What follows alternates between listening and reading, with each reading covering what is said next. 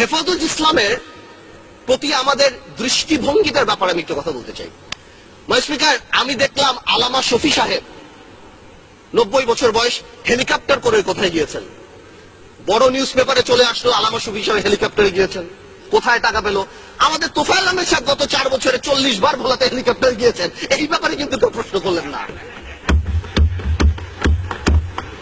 আমি মনে করি মানুষ স্পিকার, আপনারা আমাকে একটু মাফ করবেন, আপনারা আমাদের ঐক্যতাও আমি একটু কথা বলে নিই। মানুষ স্পিকার, গত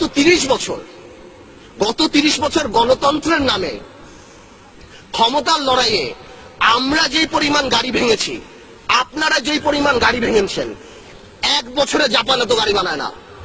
যত সরকারি সম্পত্তি আমরা আপনারা নষ্ট করেছি, ওই দিয়ে 2টা পদ্মা ব্রিজ বানানো যেত। আমরা যদি বাংলাদেশ জিন্দাবাদ বলে গাড়ি ভাঙি, সেটা সহিংস আন্দোলন। আপনারা জয় বাংলা বলে গাড়ি ভাঙলে সহিংস আন্দোলন। আল্লাহু আকবার বলে হেফাজত যদি গাড়ি ভাঙে, তাহলে তারা জঙ্গি হয়ে যায়। এইটা কি ধরনের কথা? মানে স্পিকার, জঙ্গি কেন বলছি? জঙ্গি is a very dangerous term. আমরা যখন এখানে লোকাল পলিটিক্স এর জন্য জঙ্গি বলি, বিদেশে আমাদের ভাবমূর্তি সাংঘাতিক ভাবে নষ্ট হয়। আওয়ামী লীগ সরকারই তো সবচেয়ে বেশি ক্রেডিট নেয় যে আমরা জঙ্গি থামিয়ে দিয়েছি। আওয়ামী লীগ সরকারই যদি সবচেয়ে বেশি জঙ্গি বেড়ে যায়, তাহলে আওয়ামী লীগের রেপুটেশন প্রবলেম। হেফাজত ইসলাম নিয়ে আরেকটা কথা বলছি। আওয়ামী লীগের যে পলিটিক্যাল ক্রাইসিস যেটা দেখা দিয়েছে, হেফাজত ইসলাম আসলো কেন? মাননীয় স্পিকার, হেফাজত ইসলাম কিন্তু আসেনি যখন আমরা বিভিন্ন জায়গায় মডেল লাইসেন্স দেই, যখন আমরা সিনেমা হল ওপেনিং এ মিলাদ দেই, যখন আমরা ব্যাংক ওপেন করি মিলাদ দিয়ে, তখন কিন্তু হেফাজত আসেনি। হেফাজত ইসলাম এসেছে যখন সর্বকালের সর্বশ্রেষ্ঠ মানব নবী করিম সাল্লাল্লাহু আলাইহি ওয়াসাল্লাম, সকল মুসলমানের হৃদয়ের স্পন্দন, তাকে নিয়ে কটাক্ষ করা হয়েছে। কোথায় হয়েছে? গণজাগরণ মঞ্চে।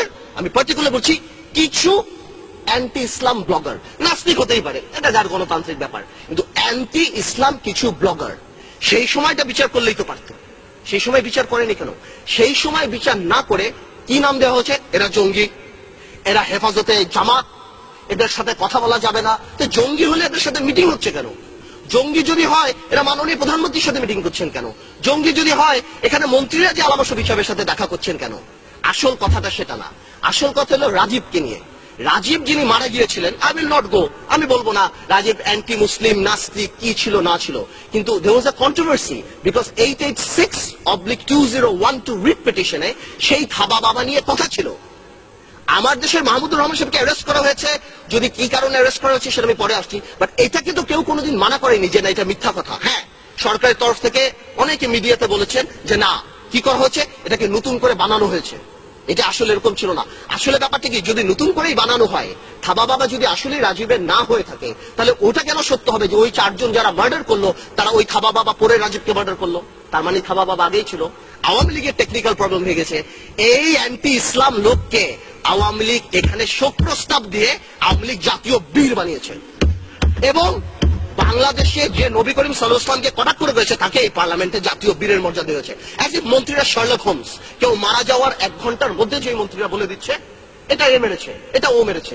তো জামাত ইসলামী যে খুব, শিবির যে খুব ভালো, আমি তা বলছি না, কিন্তু শিবির যদি মেরে থাকে, আমার কথা হলো, এবং এতে যদি জামাত ইসলামী রাজনীতি না করতে পারে, তাহলে বিশ্বজিৎ মারা যাওয়ার পর ছাত্রলীগ কিভাবে রাজনীতি করে বাংলাদেশে? আমার প্রশ্ন সেটা।